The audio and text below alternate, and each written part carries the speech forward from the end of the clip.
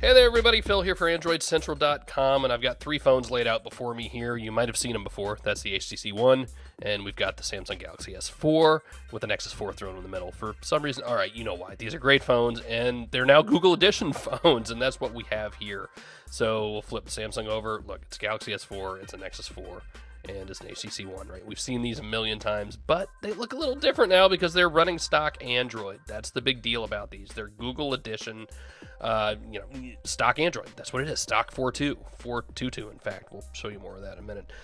Here's what really stands out for me. Google's not treating these like Nexus phones, and here's why. Nexus logo, and then we've got a new splash screen on the Google Editions. It's kind of cool, actually. I like that. But to me, that tells me that Google says, all right, there's Nexus, and then there are these Google Editions. We'll have to see how they handle them going down the road, but for today, that stands out. That's a pretty obvious difference. Let's take a look at the phones themselves. All right, look, we know the hardware, right? We know the HTC One. We know the Galaxy S4. We know stock Android. We've been using that on the Nexus 4 since November, in its latest iteration. And things are pretty snappy on these devices. That's kind of what we're looking for, the little things. How well does it run? How well does it act? How good are the cameras with all these software differences? As far as tooling around the UI, it's normal. Right? It seems plenty speedy so far. I'm going to load it up and give it my usual UI, my usual layout, and we'll see how it goes. The app drawers are the same, not quite identical. See if you can spot the differences yet. All right, see, you've got Google Wallet on Samsung, and you don't have it on the HTC One. That's one difference. And another one, Google Earth has preloaded itself on the Galaxy S4 and not on the HTC One. That's kind of weird. Not quite sure why. Not a huge deal. You can download Google Earth on the HTC One if you want. Cool, but differences. So let's see, pull down and quick settings are the same, still work exactly the same. Pull down with 2 fingers.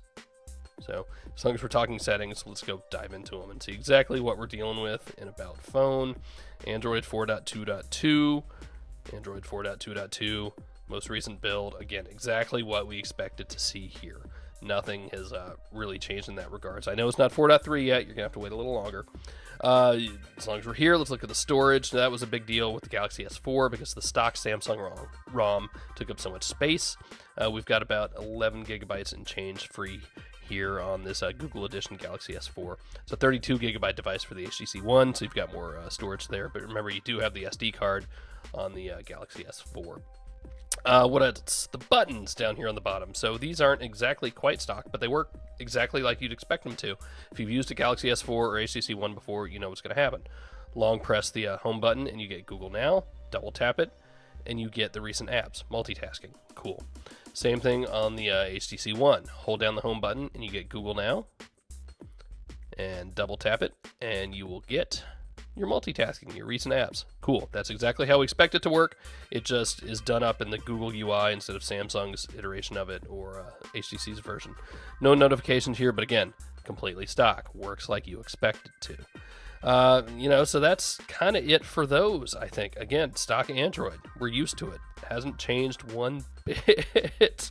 And it's running pretty well. I'm happy with them. The camera's another story. We're going to have to do some tests, take some pictures, and we're going to see what those look like. So look for those in a different post. Again, these are Google Edition and completely unlockable. If you've done a Nexus before, you can unlock the bootloader using Fastboot OEM Unlock. Takes about 30 seconds. I've done it. If you've got the Galaxy S4, the flip case works just fine. So stock Android indeed. That's definitely not stock, but it works fine. It's cool. That's good. I like that. Here is another change we've discovered, and that is the camera app has been updated. So on the right here, we have the Nexus 4, and on the left, we have the Google Play Edition Galaxy S4. And you see the options there. When you hold down, they go in a ring fashion. Little design, cool. And on the left here, you've only got this little half moon, and actually much better animation too, a lot smoother. So that's cool. We'd seen that teased a little bit, but it's definitely here, and that's just an update to the gallery app. So cool, nice to see. Beats Audio is on board the HTC One. You can turn it on and off in the settings. You won't actually see the Beats Audio logo up top, but that's okay because it's still on the back. So just in case you forget, I guess.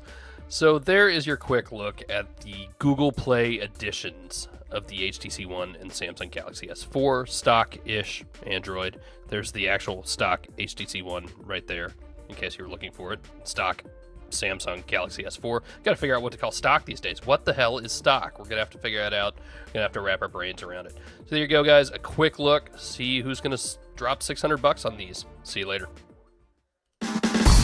Jerry here from Android Central. If your wife won't let you run around naked, grab a kick-ass t-shirt from shopandroid.com.